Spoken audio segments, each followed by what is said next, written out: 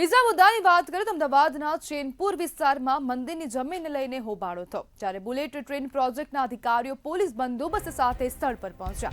પીપળેશ્વર મહાદેવ અને શનિદેવ મંદિર પાસેની જમીન રેલવે વિભાગને ફાળવેલા હોવાના દાવા બાદ સ્થાનિકો અને પોલીસ આમને સામને આવી ગયા. અધિકારીઓ સ્થળ પર પહોંચતા જ લોકો દ્વારા રામધૂન શરૂ કરી દેવામાં આવી, જેના કારણે કામગીરી અટકી. પોલીસ દ્વારા માઇકમાં 15 મિનિટમાં જગ્યા ખાલી કરવા સૂચના અપાઈ, પરંતુ સ્થાનિકોએ આ જગ્યાના માલિક તરીકે સ્થાનિક ખેડૂત હોવા અંગેના પુરાવા રજૂ કર્યા. જો આ જગ્યા સંપાદન કરવામાં આવી હોય અને રેલવે પાસે તેમના પુરાવા હોય તો રજૂ કરવા પણ જણાવ્યું હતું. ચર્ચા બાદ અંતે બંને પક્ષો વચ્ચે સમાધાન થયું. રેલવે વિભાગે સંપૂર્ણ ફાળવેલી જગ્યા લેવાની જગ્યાએ માપણી કર્યા બાદ જેટલી જગ્યા જરૂરી હોય એટલો જ વિસ્તાર લેવા સંમત થયું છે.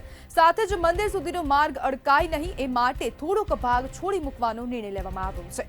અમદાવાદની આ સમગ્ર ઘટના છે, જેમાં જે મંદિર છે તેના જમીન લઈને આ વિવાદ સર્જાયો હતો અને પોલીસની ગાડીઓ સહિત જે અધિકારીઓ છે તે લોકો ત્યાં પહોંચ્યા હતા જમીનની માપણી કરવા માટે, પરંતુ સ્થાનિકો દ્વારા હોબાળો કરવામાં આવ્યો અને જમીનની જે મંદિરની જે જમીન છે તેના પર આર પાર જોવા મળ્યું હતું અને સ્થાનિકો અને પોલીસ આમને સામને આવી ગયા હતા. ત્યારે સ્થાનિકોએ અનેક પુરાવા પણ રજૂ કર્યા છે. જ્યારે સંપાદન આ જમીન કરવામાં આવી હોય તો પુરાવા રજૂ કરવા માટે પણ સ્થાનિકોએ આ બુલેટ ટ્રેનના પ્રોજેક્ટના જે અધિકારીઓ છે તેમને જણાવ્યું હતું. જો કે બુલેટ ટ્રેનના અધિકારીઓએ જે કોઈ પણ પ્રકારના પુરાવા આપ્યા નથી અને પોલીસે સમજાવટથી બંને પક્ષો વચ્ચે સમાધાન પણ કરાવ્યું છે.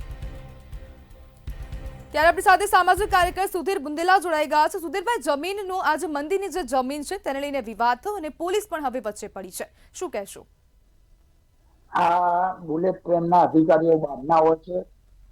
સ્થાનિક કક્ષાએ કોઈ પણ અધિકારી આગેવાને સ્થાનિક કોર્પોરેટર ધારાસભ્યોને સાથે લઈને ચાલવાનું હોય. આ લોકોએ જાણ્યા જોયા વગર કે સરકારી જમીન હોય કે પ્રાઇવેટ જમીન લોકો ચેક કરતા નથી.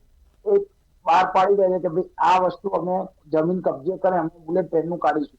પણ એનો મતલબ એક જ છે કે સંઘર્ષ ઉભો હોય ને. સંઘર્ષમાં પ્રજા અને પોલીસ વચ્ચે સંઘર્ષ વધારે થઈ જાય છે. કારણ એક જ કે પોલીસ જો સપોર્ટ આ અધિકારીઓ ના કરે તો પોલીસ ઉપર એલિગેશન થાય, પબ્લિક ને સપોર્ટ ના કરે તો પોલીસ ઉપર લાગે. આ લોકો કોઈ પણ જાતની જાણકારી વગર આ લોકો કાયમ વાદ વિવાદ ઉભા કરીએ. અત્યારે મેટ્રો બને કે બુલેટ ટ્રેન બને, એ લોકોએ અધિકારીઓ પહેલા જાત તપાસ આસામાં નીચે સુધી જમીન સુધી આ લોકોએ જાત તપાસ પૂરેપૂરી કરવી જોઈએ. સ્થાનિક મહારાજ હોય કોઈ પણ ધાર્મિક સ્થળના આગેવાનો એને પૂછીને આ લોકોએ કરવું જોઈએ.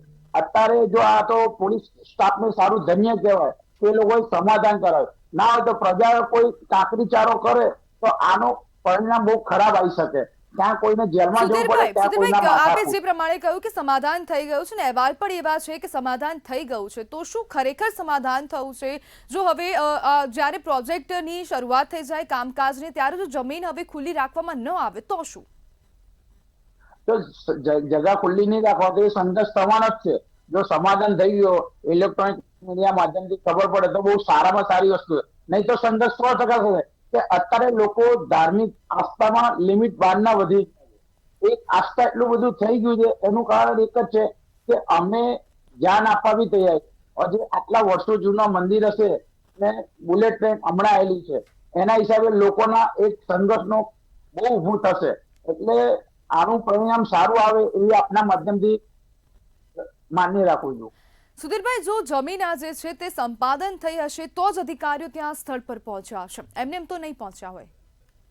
ના, અમુક ફેરી બને છે કે ત્યાંના સ્થાનિક આગેવાનને સાથે લેવા જોઈએ. ભલે હોય, હું માનું છું, તો અજા પ્રજાને એ લોકોએ ધ્યાન દોરવું જોઈએ. ત્યાંના આગેવાન 10 આગેવાનને બોલાવજો. માનીથી પોલીસ સ્ટેશન આવતો એ પોલીસ સ્ટેશન અધિકારીને બોલે છે, એ લોકોને આગેવાનને બોલાવીને કર્યું તો આ સંઘર્ષ ઉભું જ ના થાય. આ લોકો જાણ બાર ને રાતોરાત પોલીસ સ્ટાફ લઈને પોલીસ એમાં સંઘર્ષ ઉભું થાય છે. એમાં જો તમે 10 આગેવાનને જોડે લીધા તો સંઘર્ષ ઉભું થવાનું કોઈ મહત્વ જ નથી. જી બિલકુલ સુધીરભાઈ, જોડાવા બદલ આપનો આભાર.